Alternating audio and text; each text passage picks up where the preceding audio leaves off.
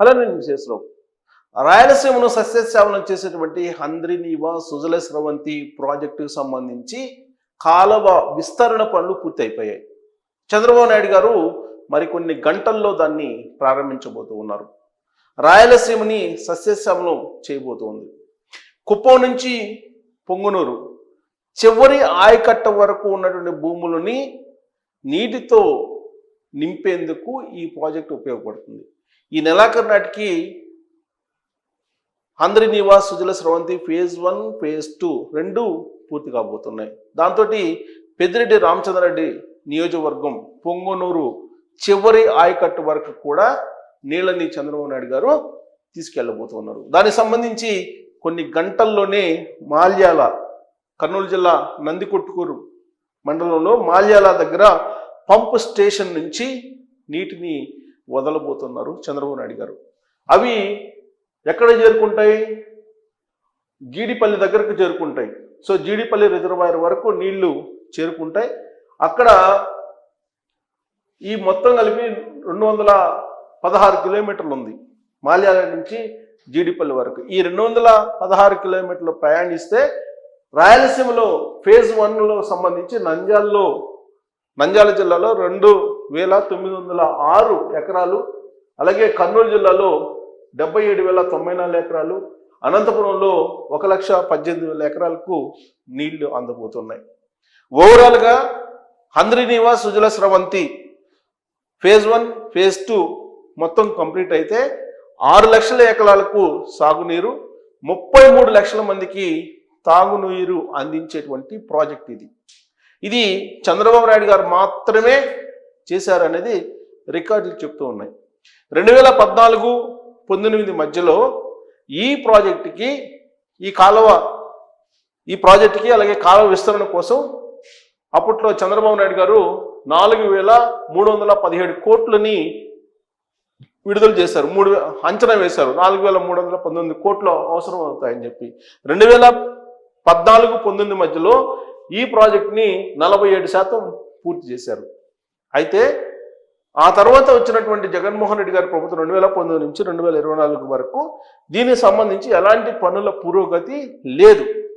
ఇప్పుడు 2024లో చంద్రబాబు నాయుడు గారు వచ్చిన తర్వాత 100 రోజులు టార్గెట్ పెట్టారు.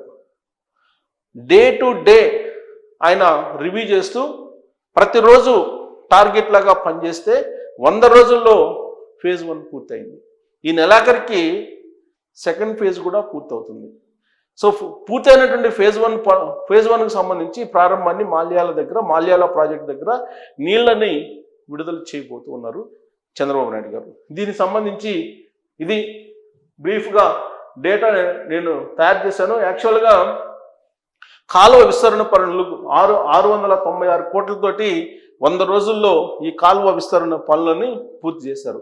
దీని కారణంగా ఉపయోగం ఏంటి అని చెప్పి అనుకోవచ్చు. యాక్చువల్గా దీని కెపాసిటీ 2,200 క్యూసెక్ల నుంచి 3,850 క్యూసెక్లకి ఈ కాలువ విస్తరణ కారణంగా పెరిగింది, నీటి సామర్థ్యం పెరిగింది. సో ఇది యాక్చువల్గా 100 రోజుల్లో దీన్ని పూర్తి చేశారు. హంద్రీనీవా ఫేజ్ 1 వచ్చేది విస్తరణని పూర్తి అయిపోయింది.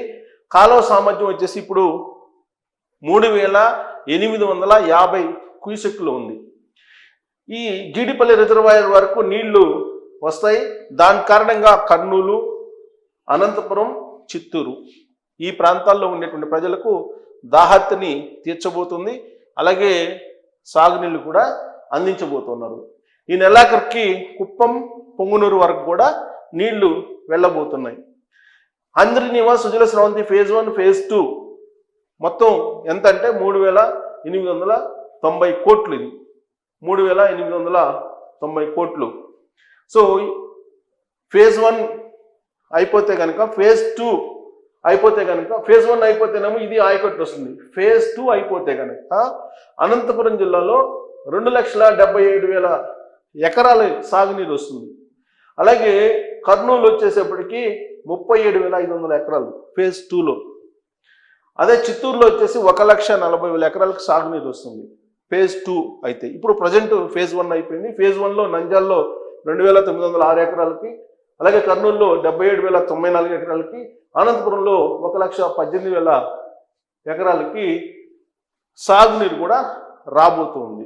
సో ఓవరాల్గా ఈ ప్రాజెక్టు రాయలసీమని సస్యశ్యామలం చేయబోతుందని చెప్పి చెప్పచ్చు. యాక్చువల్గా 40 టీఎంసీలు జనరల్గా దీంట్లో కెపాసిటీ, రోజు నెలకొచ్చేసి ఇప్పుడు ప్రజెంటు విస్తరణ పూర్తయిన తర్వాత నెలకొచ్చేసి 4.27 టీఎంసీలని వాడుకోవచ్చు. వరద సమయం ఉంటుంది, అంటే వర్షాకాలం వరదల్లో 4 నెలల పాటు 17.10 టీఎంసీలు వాడుకోవచ్చు అని చెప్పేసి అంచనా వేస్తూ ఉన్నారు. సో ఇక్కడ 2014లో పాలనాపరమైన అనుమతులు 4,317 కోట్లకు చంద్రబాబు నాయుడు గారే పాలనాపరమైన అనుమతులు ఇచ్చారు అప్పట్లో. ఆ తర్వాత 47% పనులు కూడా పూర్తి అయిపోయాయి. ఇప్పుడు ఆ మిగిలినటువంటి పనులను పూర్తి చేసి ఆయన ప్రారంభించబోతున్నారు.